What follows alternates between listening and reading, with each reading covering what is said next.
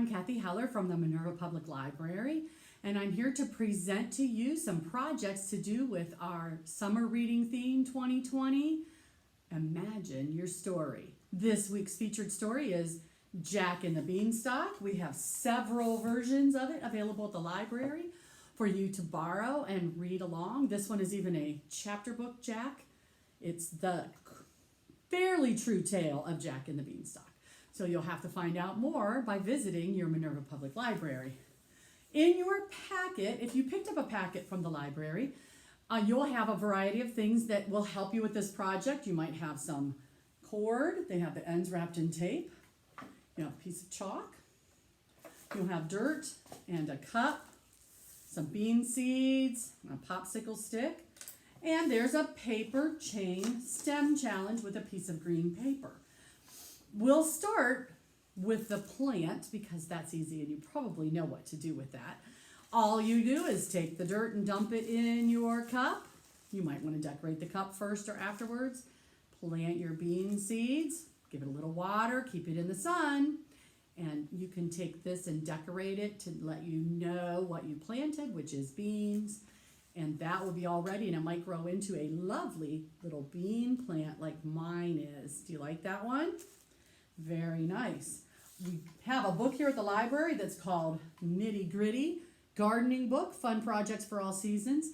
And if you don't have a cup like that, but you have more bean seeds or something else you want to try, this book has an example of how you can take an old piece of newspaper and roll it into a cup, and then you can have lots of bean cups. And those cups, the newspaper cups, can go straight into the ground, and you won't even have to worry about throwing them away. If you want to plant this bean seed in the ground, you have to take it out of the cup later.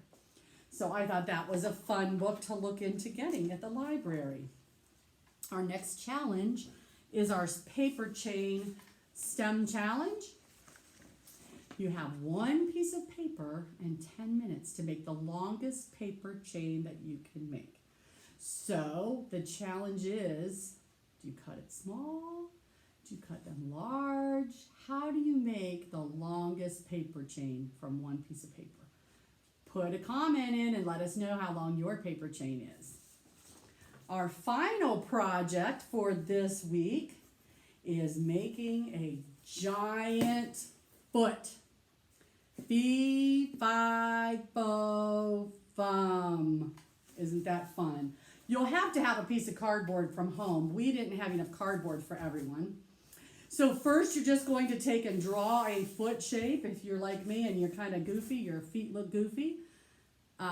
If you make 6 toes or 4 toes, you know what? It's a giant, who knows how many toes they have. You could decorate them with some toenails or some little toe hairs or whatever you want. And after you have that done, you need to poke 8 holes. 1, 2, 3, 4. Probably an adult's job to do that. 5, 6, 7, 8 with scissors, or if you have a sharp knife at home. And cut this out. Again, if you're using corrugated cardboard like this kind, you might need to have an adult cut this cardboard out. This is really hard to get the scissors through that. But once you have that cut out, you're going to take your strings and lace it onto your feet.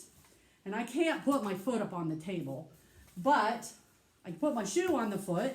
You can see you're just going to tuck your toe in there. You have it crisscrossed around your shoe. Comes up from the bottom and tie your foot on there.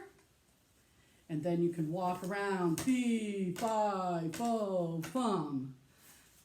Now, if you have time and a place to do it, we also gave you a piece of chalk that you can go outside on your sidewalk or driveway, wherever your parents allow you, to draw an obstacle course.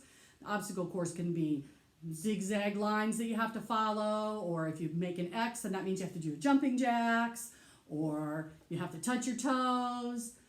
Do some hops. Hopping would be really hard with these. But if you can do it with your own feet, then take on the challenge. Can you follow that obstacle course with your giant feet on?